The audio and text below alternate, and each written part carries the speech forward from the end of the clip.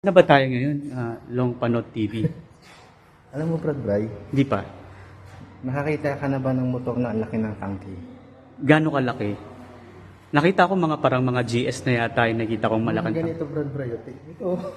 Ay! Ang laki ng tangke nito. Ang laki ng tangke ng motor na to, no? 1 drum. No? Hindi ka talaga mauubos ng gasolina niya. Hindi ka talaga maubusan ng gasolina. Palagay ko nga, sa laki ng tangke na to, no?